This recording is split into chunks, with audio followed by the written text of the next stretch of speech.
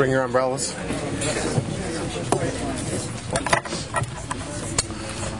All right, good afternoon.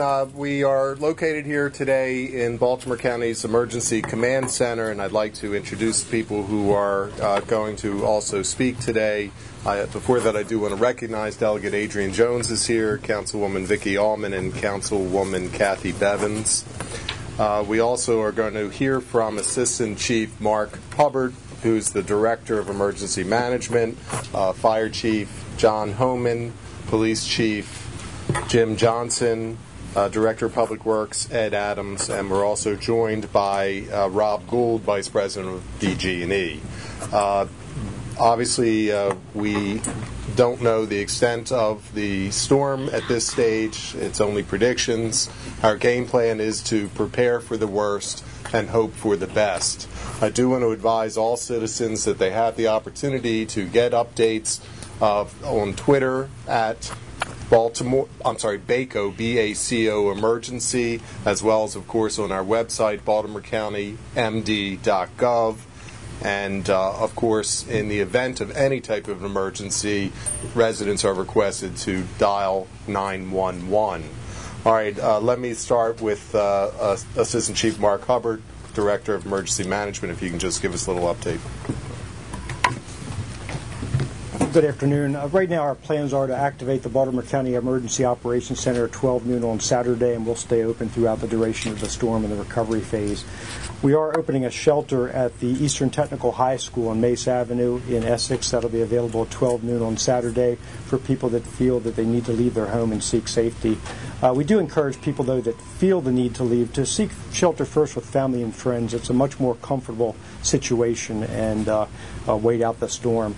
Right now, we're closely monitoring the weather conditions. They change every 6 hours. We're having twice daily briefings with the Maryland Emergency Management Agency to coordinate regional efforts, and going through our pre-event checklist and the emergency operations plan to be sure that we're ready to respond to whatever conditions we see develop.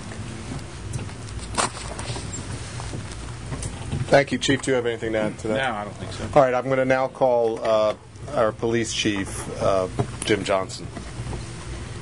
Good afternoon. We're asking all motorists not to operate motor vehicles during the storm event.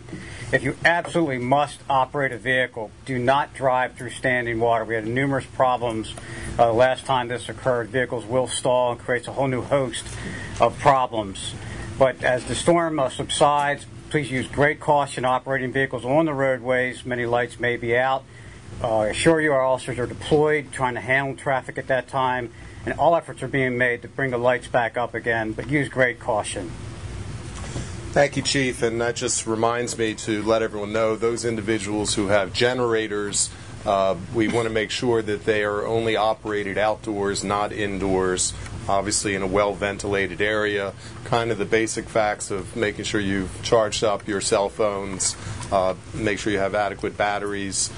Those on well water, as I am, you fill your bathtubs up, as many as you have, to have that extra water.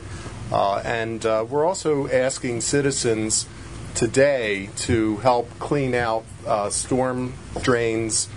We do have our Public Works crew doing that, but certainly citizens can help us today with that as well. With that, I'm going to now introduce Ed Adams, Director of Public Works.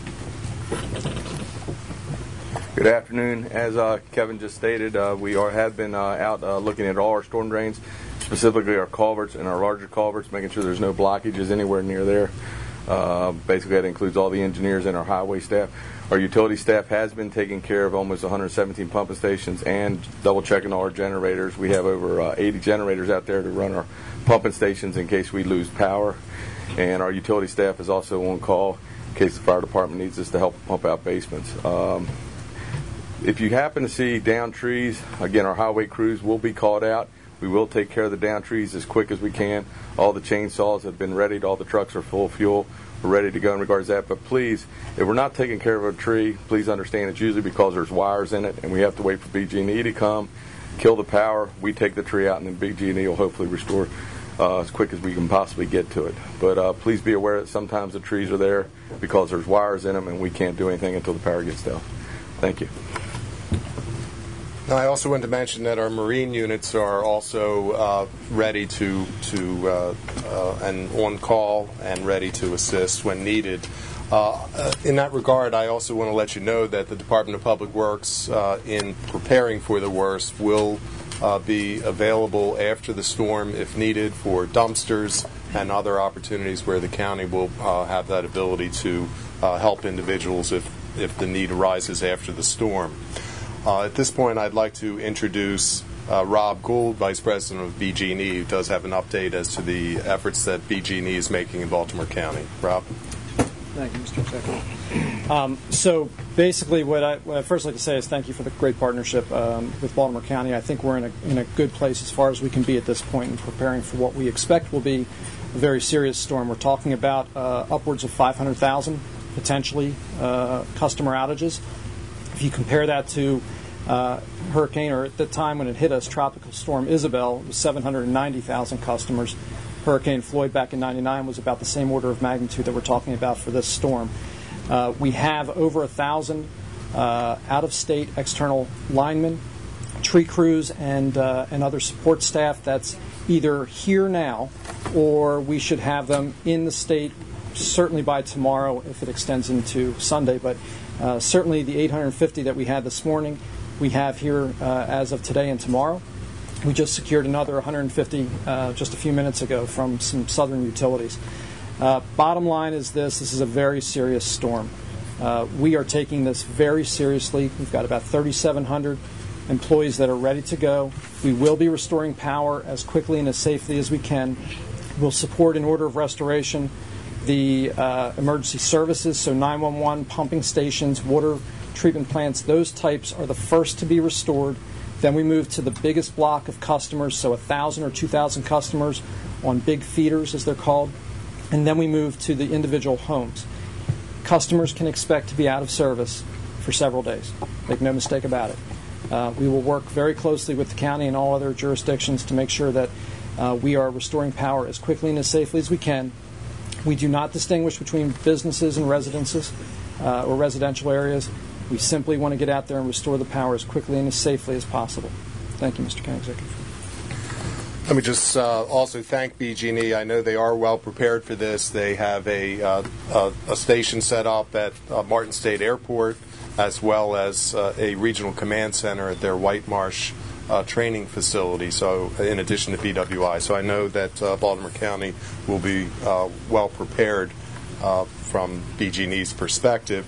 My understanding from BG&E is that they would not anticipate as much flooding as occurred with Isabel, but there is going to be a significant storm and wind damage. So that's obviously the event to focus on, particularly on the east side of the county. So obviously, if you experience flooding with Isabel, you should be prepared to have some flooding in this event as well. And we urge all residents, particularly those who are on the east side, if you feel that your home is prone to flooding, please take the opportunity to go to the regional shelter that we are setting up at Eastern Technical High School. It's an advisory only, but we want to let you know we will have that set up tomorrow, starting tomorrow, and anyone who feels they have that need, if they have been prone to flooding in the past, it's probably a good idea to go before that incident might occur. I think that's pretty much a summary. Obviously, we have a chart here that is explaining the basics of radio, flashlight, and water. Obviously, charge your cell phones, keep them ready as well, and use a lot of common sense here. So prepare for the worst, and we're hoping for the best. With that, I'll take any questions. Do you expect flooding to be any worse because of the rains that we've had lately? Because the ground is saturated and there's more water going around? I suspect that what happens is that the ground is softer, so there could be more tree damage for trees falling and so forth, but I don't think there's any drainage issues now. Do we have any incident on that? No. If evacuations become necessary, how will that unfold? Obviously, we have not made any determination that there is a need for mandatory evacuation at this point, but we would have multiple ways of communicating, obviously via the internet, but we will also have public service requests through the media, TV and radio, and we'll attempt to disseminate information. And we'll have And emergency personnel. emergency personnel will also be on hand to get the word out in that case. Okay, so fortunately we've had the opportunity to go through this several years ago with Isabel, so I don't want to alarm anyone unnecessarily. All we're letting everyone know is that we are prepared for the worst, and we'll continue to hope for the best. What did you learn from Isabel? Well, obviously, we learned that we are vulnerable. Look, this has been a tough week. We learned we're vulnerable to earthquakes and hurricanes, and I don't know what other plagues are left that's going to be imposed upon us. But the lessons that we learned from Isabel were that we have over 200 miles of waterfront in Baltimore County, and we are as susceptible as any other waterfront community to hurricane damage. I think we also understand how to better mobilize as a result of Isabel. And fortunately, Isabel allowed us to update a lot of homes after the storm that now meet the latest codes. So hopefully a lot of those homes that were damaged in the past have now been updated so they're not going to suffer to the same extent. And obviously, going through any emergency, it's good for our public safety personnel to have that experience firsthand of having done it before. Any other questions? Okay, thanks so much. Thank you all for being here.